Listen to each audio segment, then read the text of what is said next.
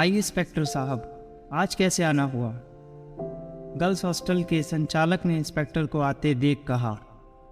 Police को hostel में घुसते देख हर तरफ डर का माहौल बन गया था।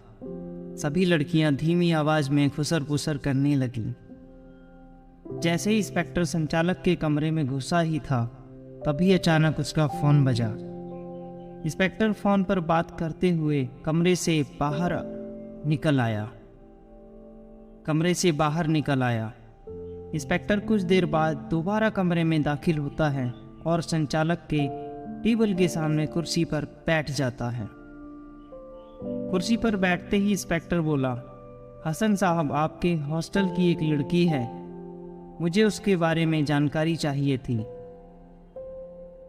ये सब सुनकर हसन के तो रोंगटे खड़े हो गए। उसके चेहरे पर डर साफ छलकने लगा था। इंस्पेक्टर ने अपनी जेब से एक फ़ोटो निकाली जो कि एक लड़की की थी। इंस्पेक्टर ने वो फ़ोटो टेबल पर रखते हुए पूछा, हसन साहब, कुछ भी गलत जानकारी देने और सच्चाई छुपाने की कोशिश मत करिएगा। इंस्पेक्टर की बात सुनकर हसन ने लंबी सांसें भरी, फिर उसके बारे में बोलना शुरू किया। इंस्पेक्टर साहब, इस लड़की का नाम सना है। करीब 8 साल वो हॉस्टल में रही है। क्योंकि वो लड़की अनाथ है, इंस्पेक्टर ने हसन की बात बीच में काटते हुए पूछा, ये लड़की यहाँ कैसे पहुंची और कौन इसे यहाँ छोड़कर गया? इंस्पेक्टर की बात सुनकर हसन ने कहा, हमदम एनजीओ के द्वारा ये लड़की यहाँ लाई गई थी। हमदम एनजीओ ह्यूमन ट्रैफिकिंग में फंसे बच्चों को आज़ाद कराने का काम करता है और वहाँ से कॉल आई थी, फिर ये लड़की यहाँ लाई गई थी। हसन ने इतना बोलने के बाद इंस्पेक्टर से पूछा, आखिर बात क्या है सर, कुछ तो बताएं। उस इंस्पेक्टर ने बिना कुछ जवाब दिए एक बार और एक फ़ोटो टेबल पर रखी। इस बार फ़ोटो एक लड़के की थी। वो देख हसन के पसीने छूट गए। वो घबराते हुए बोला, नहीं मालूम कौन है ये लड़का। आप झूठ बोल रहे हो हसन साहब, आपको सब पता है, सब कुछ सच सच बताओ, इंस्पेक्टर ने डांटते हुए कहा। हसन ने कहा, करीब 2 साल पहले हमदम एनजीओ के संचालक का कॉल आया था। उन्होंने कहा, जिस सना को हमने 6 साल पहले आपके यहाँ भेजा था, उसकी शादी के लिए हमने एक लड़का देखा है, वो भी तैयार है शादी के लिए। लड़के का नाम अमन है। हमदम के संचालक मेरे बहुत अच्छे दोस्त हैं। 6 महीने पहले ही सना का निकाह अमन से हुआ था। सना को यहाँ देह व्यापार वाले ग्रुप से छुड़ा कर लाया गया था और सना की पुरानी जिंदगी के बारे में अमन से छुपाया गया था।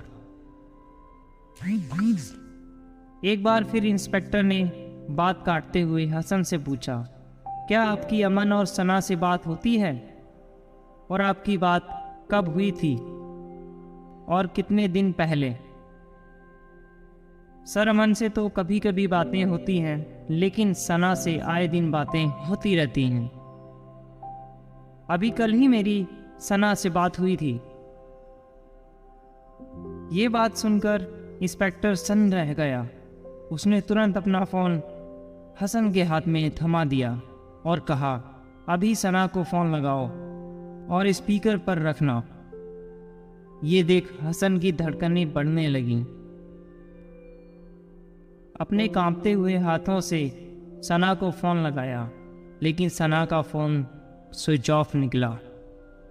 हसन साहब, अब आपको मेरे साथ थाने चलना होगा पूछताछ के लिए। उम्मीद करता हूं आप हमारा सहयोग करेंगे, इंस्पेक्टर ने कहा।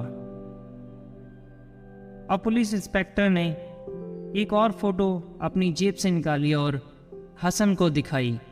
वो फोटो किसी और की नहीं, सना की ही थी, जो बुरी तरह जख्मी हालात में आईसीयू में पड़ी हुई थी। हसन साहब, सना पिछले 1 महीने से कोमा में पड़ी हुई है। सना के सर पर गंभीर चोट लगी हुई है।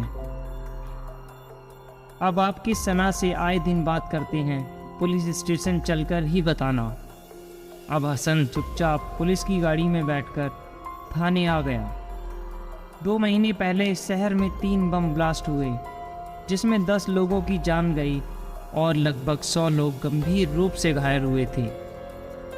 बम ब्लास्ट में सना का नाम जुड़ गया था।